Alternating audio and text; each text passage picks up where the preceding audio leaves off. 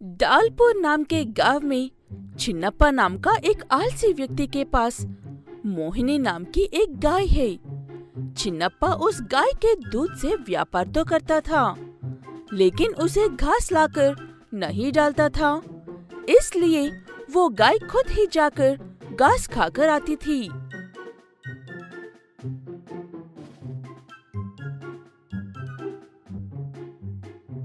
अगर ऐसी गाय मेरे पास होती तो उसे कभी घास की कमी नहीं होने देता। कितनी समझदार गाय है। बिल्कुल सही कह रहा है तू। जिसके पास अनमोल चीज होती है उसे उस चीज की कोई कदर नहीं होती है। जब मोहिनी घास खाने के लिए जंगल में जाती है, तब गांव वाले उसे देखकर ऐसी बातें करते हैं, क्योंकि पूरे गांव में वो एक ही ऐसी गाय थी। हमेशा की तरह घास खाने के लिए जंगल में गई हुई मोहिनी को धूप की वजह से सारी घास सूखी नजर आती है। लगता है आज मुझे जंगल में अंदर तक जाना ही पड़ेगा और कोई रास्ता भी तो नहीं है मेरे पास। ऐसे कहते हुए मोहिनी जंगल के अंदर जाकर घास खाते हुए वहाँ के खूबसूरत नजरों का आनंद ले रही थी, लेकिन उसके मन में जंगली जानवरों का डर भी था। और उसका डर सही भी था, क्योंकि दूर खड़ा होकर एक पेड़ के पीछे से उसे एक शेरनी देख रही थी। मोहिनी को उस बात की भनक लगते ही वहाँ से निकलने की कोशिश करती है।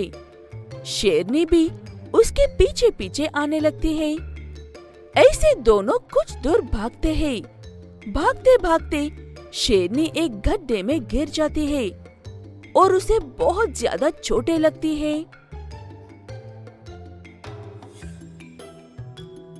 सुनो गाय, मुझे माफ कर दो।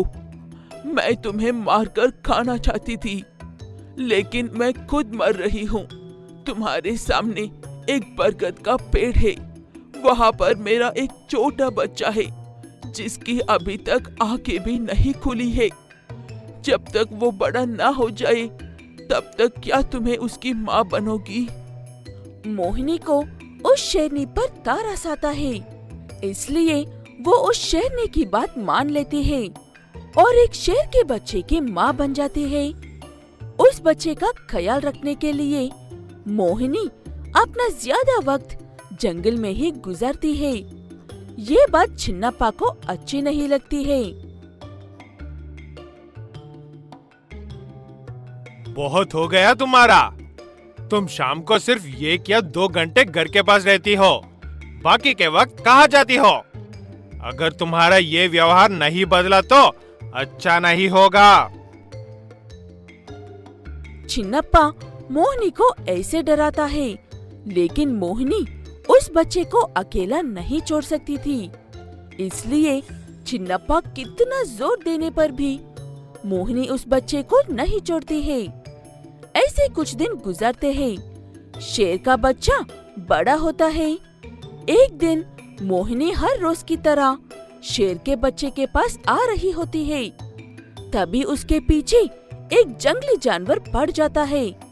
मोहिनी जंगल में इधर से उधर अपनी जान बचाने के लिए भाग रही थी।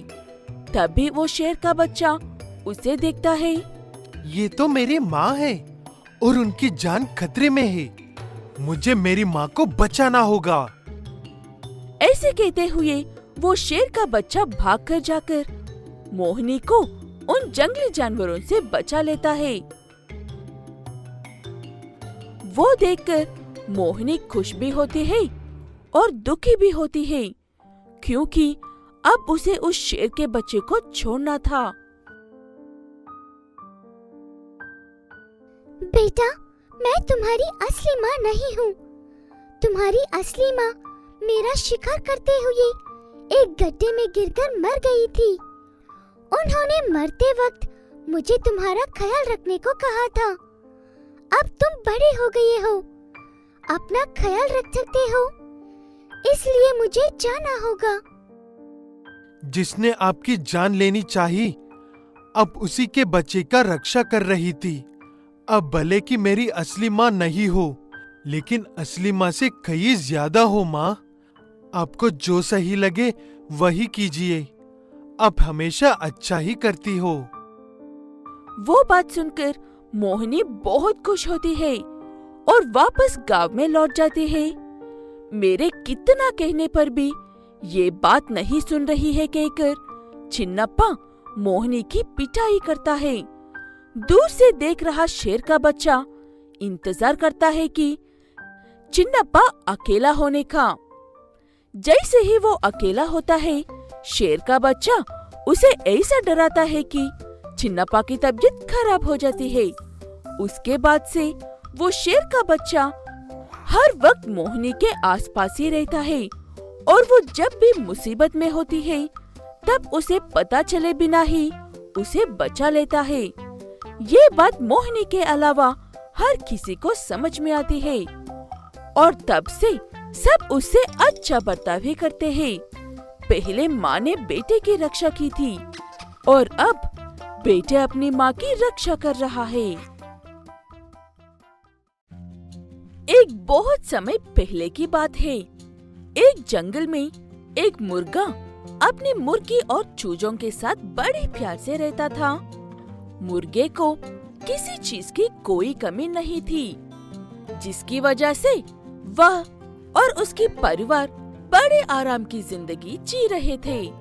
लेकिन कुछ दिनों से उसका कामदाम डब पड़ा गया था, जिसकी वजह से वो बड़ा परेशान रहने लगा था। ऐसा कब तक चलेगा?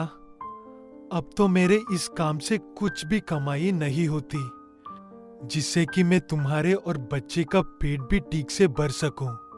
और ना ही मुझे और कोई दूसरा काम आता है जो मैं कर सकूं। आप परेशान ना हो, भगवान कुछ ना कुछ रास्ता जरूर निकलेगा। पर कब तक मैं ऐसे हाथ पर हाथ धरे बैठा रहूंगा? अब तो हमारे पास कुछ भी पैसे नहीं बचे हैं जिससे हम घर का खर्चा चला सके। मुर्गा और मुर्गी दोनों बात कर ही रहे थे, तभी मुर्गी के दिमाग में एक आइडिया आता है, जिसे वो मुर्गा को बताती है। सुनो जी, मेरे पास एक आइडिया है। क्यों ना हम पिज्जा की दुकान खोल ले? और वैसे भी यहाँ जंगल में कोई भी पिज्जा की दुकान नहीं है। पिज्जा की दुकान पर मैंने तो कभी पिज्जा खाया ही नहीं, और ना ही मुझे पता है कि पिज्जा बनाता कैसे है। आप उसकी चिंता मत करो, वो सब मुझ पर छोड़ दो। जब मैं शहर में किसी के यहाँ रहती थी तो उनके यहाँ ज्यादातर पिज्जा बनाती रहता था। जब वह लोग पिज्जा बनाते तो उन्हें देखकर मुझे भी पिज्जा बनाना आ गया और वह लोग पिज्जा बहुत खाते थे और फिर उन्हें देखकर मुझे भी पिज्जा बनाना आ गया। वाकई में पिज्जा लगता बड़ा स्वाद है। अगर एक बार तुमने पिज्जा खा लिया तो बार बार पिज्जा खाने के लिए मांगेंगी। ऐसी बात है तो हम पिज्जा का ही दुकान खोलेंगे। और मैं पिज्जा बनाने में तुम्हारी मदद करूंगी। मुर्गे को मुर्गी की बात सुनकर थोड़ी राहत मिलती है और फिर अगले ही दिन से मुर्गा पिज्जा की दुकान खोल लेता है। मुर्गी पिज्जा बनाती और मुर्गा उसे बेचता। जंगल के जानवर जब मुर्गे की पिज्जा की दुकान देखते हैं तो उसकी दुकान पर आकर रुक जाते हैं। मूर्ख भाई, ये पिज्जा क्या चीज होती है? आज से पहले तो हमने कभी नहीं सुना कि ऐसी भी कोई खाने का चीज होती है। अरे एक बार आप ये पिज्जा खा कर तो देखो, तब आपको इसका स्वाद पता चलेगा कि ये लगता कैसा है। मुर्गी की बात सुनकर कुछ जानवर मुर्गे से पिज्जा लेकर खाने लगते हैं और जैसे ही वो पिज्जा मुंह में डालते हैं, वाह, क्या स्वाद है। हाँ, वाकई में ये पिज्जा तो बड़ा ही स्वादिष्ट है। मूर्ख भाई, मुझे एक और पिज्जा देना। मैं घर तुम्हारी भाभी के लिए लेकर जाऊंगा। वह जब ये पिज्जा खाएगी तो खुशी हो जाएगी। जंगल के जानवरों को मुर्गे की दुकान का पिज्जा इतना पसंद आता है कि वो सभी उसे एक और पिज्जा की डिमांड मांगते हैं। मुर्गे भाई, हमें भी एक और पिज्जा चाहिए। इस तरह उस दिन मुर्गे की दुकान के सभी पिज्जा बिक जाते हैं, जिसे मुर्गी और मुर्गा बड़े खुश होते हैं। हमारे बनाए हुए पिज्जा जानवरों को इतना पसंद आया कि सारे पिज्जा बिक गए। और अगली सुबह वो दोनों जल्दी उठते हैं और पिज्जा बनाकर बेचने लगते हैं। आज भी मुर्गे की दुकान पर बहुत से अधिक जानवर पिज्जा खाने आते हैं और देखते ही देखते मुर्गे की दुकान के सारे पिज्जा बिक जाते हैं।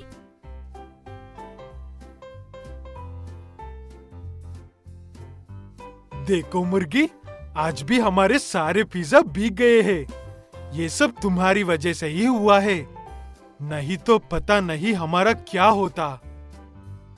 नहीं जी, ये हम दोनों की मेहनत से हुआ है।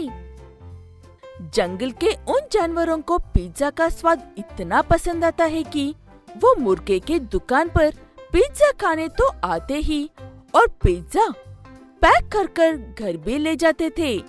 इस तरह मुर्गे की दिन पर दिन अधिक कमाई होने लगी थी, जिसकी वजह से अब मुर्गा और उसके परिवार को किसी चीज की कोई कमी नहीं थी।